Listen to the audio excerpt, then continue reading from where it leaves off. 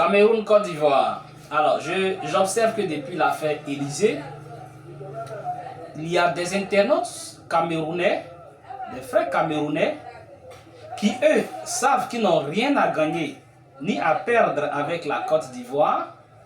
Oui, ils savent qu'ils n'ont rien à gagner, rien à perdre avec la Côte d'Ivoire. Mais qui essaient de prendre en otage leurs autres frères camerounais sur les réseaux, qui montent la tête de beaucoup, voilà, contre la Côte d'Ivoire. Mais comme je le dis, ceux-là savent qu'ils n'ont rien à perdre, qu'ils n'ont rien à gagner, la Côte d'Ivoire n'ont rien à perdre. Ils ne viennent pas en Côte d'Ivoire. Soit ils savent que voilà, ils ont déjà presque tout raté dans leur vie. Ils n'ont plus rien à perdre. Et qui montent d'autres qui, eux, ont beaucoup à perdre. Qui même sont soit ici, viennent ici. Et qui suivent les mauvais conseils de leurs frères qui, eux, ont déjà tout raté de leur vie. Vous savez, la Côte d'Ivoire, qu'on le veuille ou non, la Côte d'Ivoire, c'est les États-Unis de l'Afrique francophone. Et on n'y peut rien. On ne peut pas se mettre à dos un tel peuple, un tel pays. Pour une affaire d'Élysée qui a été juste un incident. Et nous-mêmes en Côte d'Ivoire, on a été les premiers à plaider auprès de nos autorités. Nos autorités ont été cléments. Parce qu'en Côte d'Ivoire, ici, nous-mêmes, on ne peut pas insulter nos autorités.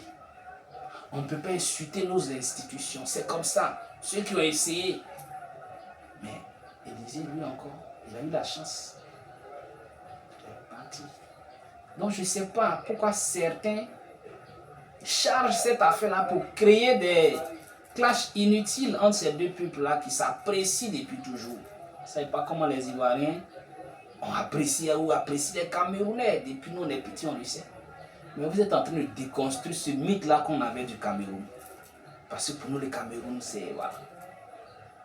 Tu vois, à travers le football, la musique, le makossa, quand on était petits, le Cameroun, Jean-Michel Cancan. Les Ivoiriens aiment beaucoup le Cameroun. Je sais que les Camerounais apprécient beaucoup la Côte d'Ivoire et le peuple ivoirien.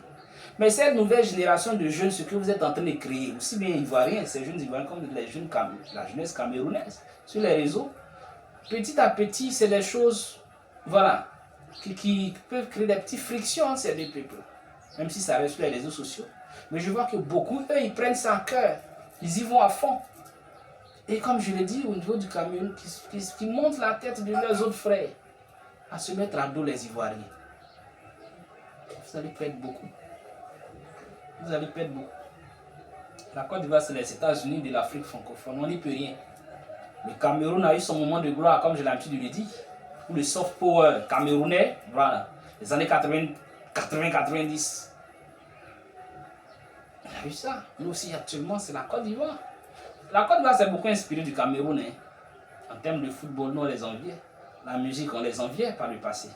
Notre musique s'est beaucoup inspirée de la musique camerounaise. Le makossa et autres.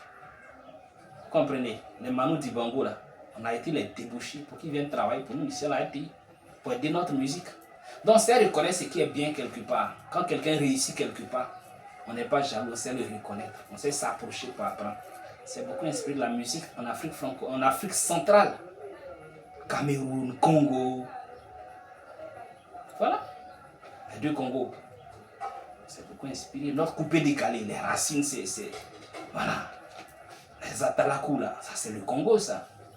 Mais notre musique de variété ici, mais c'est un peu le makossa, les racines. On retrouve ça un peu dedans, on s'est inspiré de tout ça. Aujourd'hui, c'est nous, on est devant. On est les États-Unis de l'Afrique francophone. Mais j'ai l'impression que ça fait mal à certains Camerounais qui veulent se mettre à dos. Quand quelqu'un te dépasse, là, il faut attraper son sac. Il ne faut pas avoir honte, c'est ce qu'on a l'habitude de le dire. Mais toi, tu veux te mettre à dos cette personne parce que tu es jaloux ou parce que tu es aigri, je ne comprends pas. C'est inutile. Donc, ces frères camerounais-là qui invitent leurs autres frères sur les réseaux, à se mettre à dos les Ivoiriens, à boycotter le concert de notre icône nationale, le jeune Imra au Cameroun. Mais si vous allez dans ce jeu-là avec nous, vous allez perdre beaucoup, chers frères. Vous allez perdre beaucoup. Vous allez perdre beaucoup.